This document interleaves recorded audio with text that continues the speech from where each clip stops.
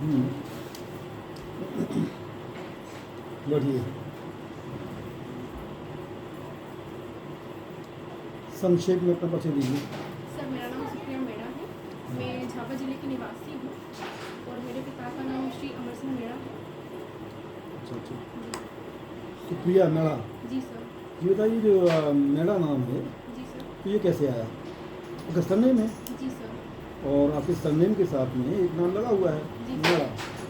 ये मेड़ा जो है, ये क्यों लगाया गया है? सॉरी।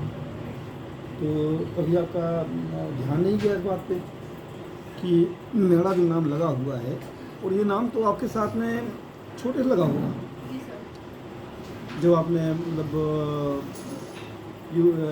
आपका UKG है, LKG, UKG, प्राइमरी किया होगा, मिडिल किया होगा, फिर आपने तो कभी ध्यान नहीं गया आपका? सर सामान्यतः इसको जाति के रूप में लगाया जाता है, साथ में जो पीढ़ी दर पीढ़ी लगाया जाता है। हाँ, लगाया जाता है और पीढ़ी दर पीढ़ी आता है, अनुवांशिक आता है सामान्यतः। जी सर। लेकिन हर काम के पीछे कोई एक कारण होता है। आपने तो 12th तक साइंस लिया हुआ है ना, जी सर। और साइंस यानी कि कोई भी क्रिया होती है उसका एक होता है कारण। यानी अगर मान लो आपका नाम सुप्रिया रखा गया है, तो उसका भी कोई ना कोई एक कारण वहाँ पे होगा, कोई सोच वहाँ पे होगी। बताइए, आपका नाम सुप्रिया है, जी सर। तो सुप्रिया नाम से आपको क्या प्रेरणाएँ मिलती हैं? क्या सोचती है इस नाम के बारे में कि नाम अच्छा है या नहीं है? नाम बहुत अच्छा है। इसका अर्थ ही है कि सर्वप्रिय यानी बी लाउड। हम्म, मतलब कि मेरा नाम जो सुप्रिया है उसके हिसाब से मैं किसी को भी मतलब दुखी नहीं करती हूँ, हर किसी को खुश रखने का ही प्रयास करती हूँ और मैं अच्छा, सबके लिए प्रिय हूँ। सभी के लिए आप प्रिय हैं, जी सर। मैं कोशिश पूरी यही करती हूँ कि मैं सभी के लिए प्रिय रहें आप। जी सर। बताइए, अभी आपको क्या लगता है कि अपनी फैमिली में आप सभी के लिए प्रिय हैं? जी सर। लगता है आपको ऐसा? जी सर। क्यों लगता है आपको ऐसा कि आप सभी के लिए प्रिय हैं? सर मैं सबकी हेल्प करने का ही प्रयास करती हूँ, किसी को भी हर्ट नहीं करती हूँ। जहाँ तक मेरा पॉसिबिलिटी होती है मैं सभी को, यदि मेरी मैं हेल्प कर सकती हूँ तो मैं हाँ ही करती हूँ। अच्छा अच्छा, इसलिए आपको लगता है कि आप घर में सभी के लिए प्रिय हैं। जी सर। ठीक है। अपना जो एजुकेशन का बैकग्राउंड है, मतलब क्या क्या आपने किया हुआ है, इसमें आप बताइए देखिए। सर मैंने स्कूलिंग की है Catholic mission high secondary school Jhapa से। उसके बाद मैंने ग्रेजुएशन किया है शहीद चंद्रशेखर आजाद कॉलेज से और मैंने पोस्ट ग्रेजुएशन भी वहीं से की। अच्छा अच्छा, इसके बाद क्या किया आपने? सर अभी मेरा पोस्ट ग्रेजुएशन चल ही रहा है, लास्ट एग्जाम में होगी। अच्छा, आपके जो बायोडाटा आपका रिज्यूम है, जी सर। गैस है आपका, उसमें दिया हुआ है आपने JRF निकाला हुआ है। जी सर। JRF आप क्वालिफाई हो चुकी जी है। सर। विषय क्या था आपका? सर इतिहास। इतिहास था। जी सर। अच्छा, ये JRF है, इसका फुल फॉर्म क्या है? Junior research fellowship. Junior research fellowship. जी सर। तो अब आप करेंगे रिसर्च। जी सर। हम्म? तो अभी तो आपका आरंभ हुआ नहीं होगा, नहीं सर। अब आपके लिए करना है। जी सर। तो जो आपको आगे इसमें कोई बेनिफिट लेना है इसका, जी सर। तो इसका प्रोसेस क्या है? अब क्या होगा आगे? सर जैसे कि मैं एमए कर रही हूँ अभी, रिजल्ट आ जाएगा उसके बाद मुझे पीएचडी में एडमिशन लेना है, क्योंकि मैं चाहती हूँ कि मैं अपनी पढ़ाई कंटिन्यू रखूँ इस वजह से। तो मैंने इसीलिए फिर नेट JRF का चयन किया कि मुझे इससे फेलोशिप मिल जाएगी, माता पिता पर आर्थिक बोझ भी नहीं आएगा। अब जैसे ही मेरा रिजल्ट आ जाता है मैं पीएचडी में एडमिशन। अच्छा, आपके जो माता पिता हैं, इन पर कोई आर्थिक बोझ नहीं आएगा? क्यों? सर वैसे तो वो लोग मेरी सारी परवरिश में अच्छे से करते हैं, लेकिन मुझे लगता है कि अब मैं इतनी बड़ी हो गई हूँ कि, और एक माध्यम बहुत अच्छा था कि मैं इसमें खुद से ही कुछ अच्छा कर सकती थी, पढ़ाई में अपना खुद का सहयोग कर सकती थी। तो जो JRF में कोई आपको आर्थिक सहायता मिल रही है? जी सर, उससे JRF से फेलोशिप मिलती है हमको पीएचडी करने के लिए। अच्छा अच्छा, जी सर। कितना मिलता है? सर पर मंथ अभी बढ़ा दिया गया है, 33,000 रुपये मिलता है। 37,000 रुपये पर जी मंथ सर। आपको मिलेगा। जी सर। तो ये आपको गवर्नमेंट हर महीने 37,000 रुपये जी सर। UGC आपको रिकमेंड कर चुकी है, जी सर। इनको दिया जाए। कब तक मिलेगा ये? सर ये हमको 3 साल तक 37,000 मिलता है, उसके बाद 2 साल जो बचते हैं पीएचडी के उसमें वो इंक्रीज होकर 42,000 हो जाता है। अच्छा, यानी शुरुआत में आपको 37 है, जी और सर। बाद में आपके लिए 41 कहा आपने 42। 42, जी सर। तो 42,000 दिया जाएगा। जी सर। इतना जो आपको गवर्नमेंट 5 साल तक पैसा देगी, जी सर। इस पैसे से आप करेंगे रिसर्च, जी सर। और देश में बहुत सारे कर रहे हैं। तो आपको क्या लगता है कि गवर्नमेंट इतना पैसा आपकी रिसर्च में क्यों खर्च कर रही है?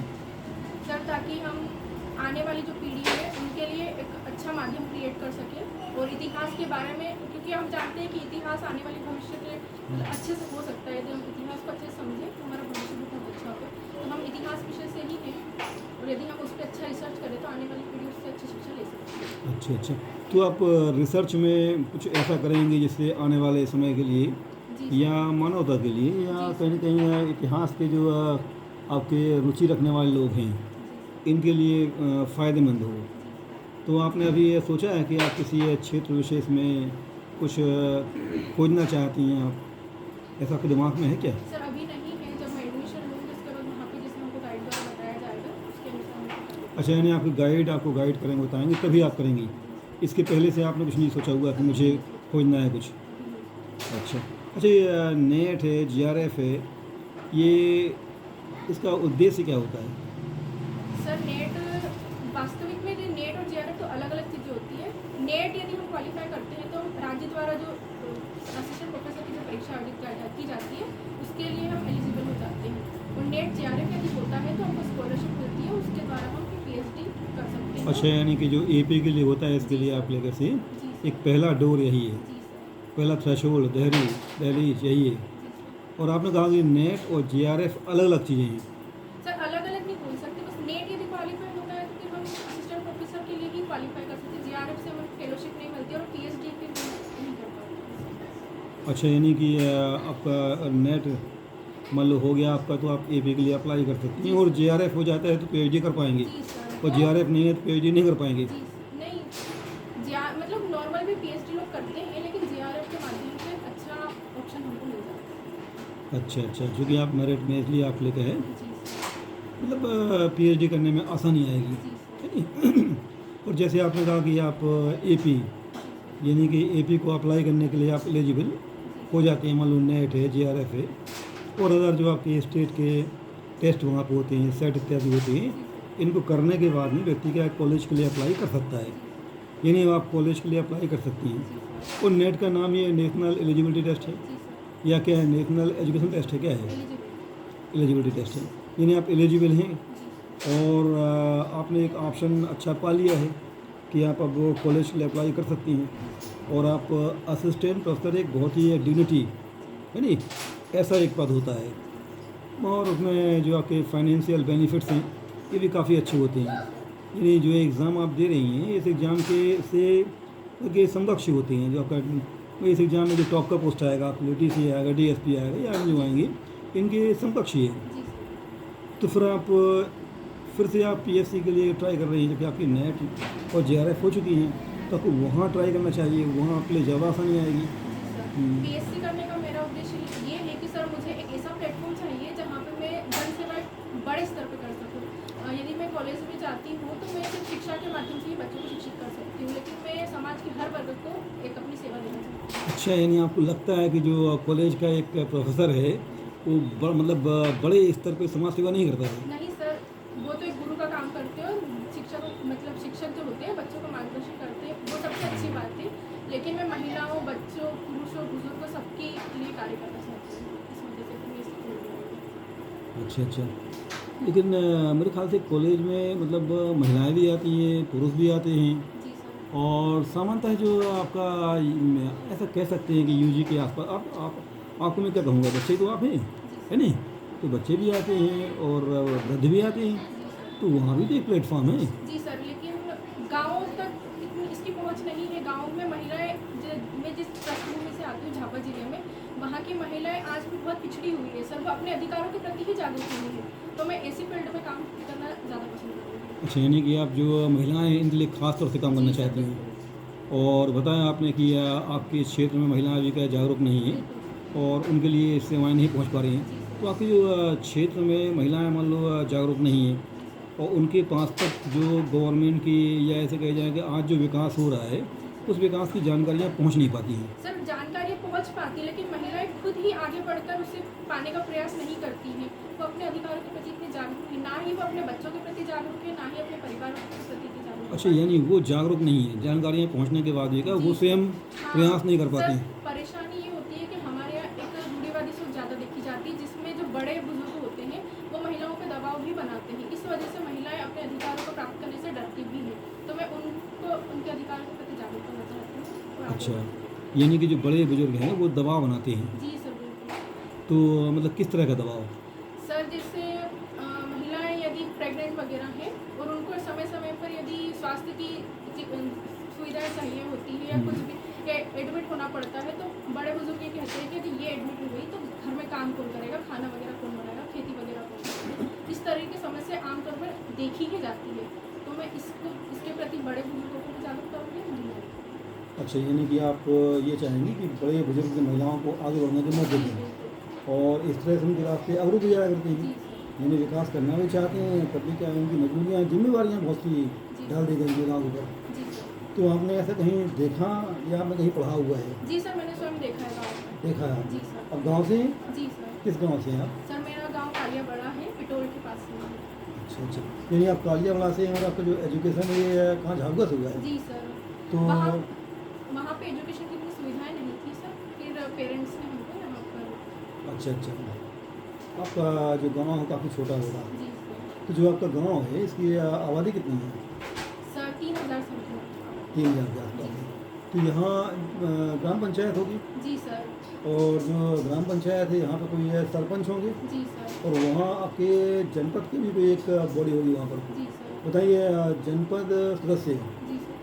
क्योंकि आपके क्षेत्र में आता हो, जी सर। यानी या तो उसमें आपका क्षेत्र आता हो कि जो जनपद की आपका एरिया जो बनाया जाता है उस एरिया में आपकी ग्राम पंचायत आती हो, तो वहाँ का जो BDC यानी कि ब्लॉक डेवलपमेंट कमेटी मेंबर ये कौन है?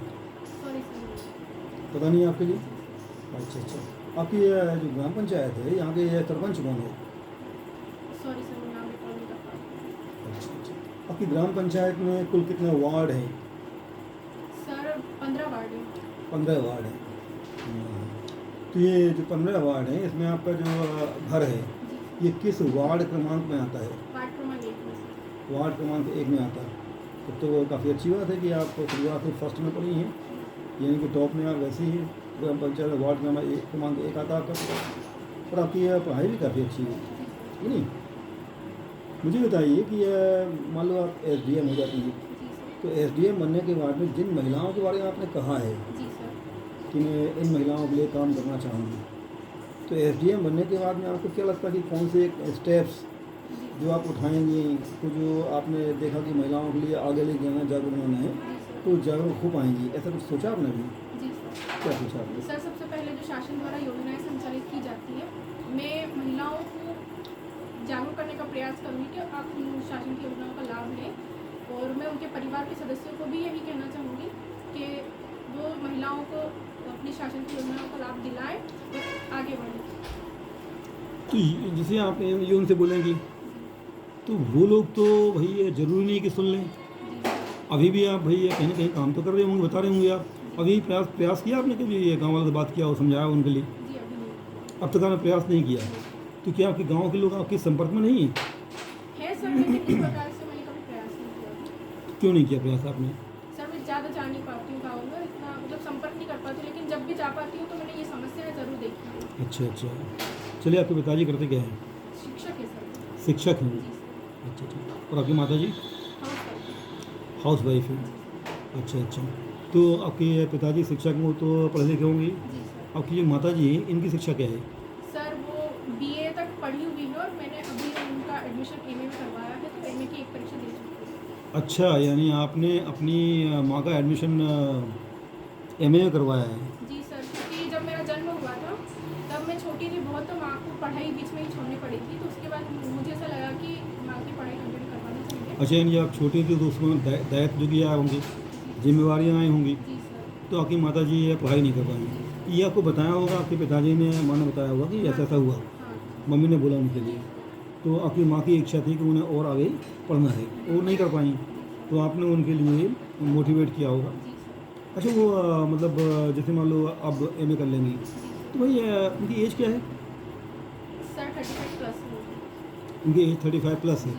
अच्छा, आपकी माँ की एज 35 प्लस है, यानी कि आपको इतना पता नहीं कि 35 कितना प्लस है? 35 +2 है, +3 है, +4 है, कितना है? सर मैं रिकॉल नहीं कर पा रही हूँ। अभी रिकॉल नहीं कर पा रही हैं। अच्छा अच्छा, 35 प्लस, लेकिन आपका एज क्या है? 22। आपका एज 22 है, तो तो फिर मतलब ये 35 प्लस यानी कि after I think difference only 13 year, ज़्यादा अंतर है ही नहीं। तो 35 में कुछ और प्लस होना चाहिए, 2 3 4 5 6 मैं इतना एग्जैक्ट रिकॉल नहीं कर पा रही हूँ। एग्जैक्ट नहीं कर पा रहे हैं आप। लेकिन आपको देखने लगते होंगे 35 की, है नहीं? तो आपका 35 प्लस होंगे वो, यानी इतना आता है कि वो 35 प्लस 3 4 5 यानी अराउंड 40 45 के आसपास होनी चाहिए। तो इतनी कम एज में आपकी माँ मतलब कह जाए कि ये इतनी योग बच्चे की माँ हो गई, तो क्या उनका शादी कम एज में हुआ था? शादी सर उनका जब ग्रेजुएशन वो कर रही थी तभी शादी करवा दी थी। ग्रेजुएशन कर रही थी, जी सर। उनका शादी हो गया। जी। अच्छा अच्छा, चलिए हमारी शुभकामना आपके लिए, आप एक अच्छे अधिकारी बने, और जो आपने लक्ष्य लिए हुए हैं, खासतौर पर मेरा रुचि उसी में है जी सर। कि जो आपने लक्ष्य लिए हैं कि आप महिलाओं के लिए कहीं ना कहीं जागरूक करेंगी, उनके लिए अच्छा काम करेंगी, तो मेरी आपको शुभकामनाएं हैं।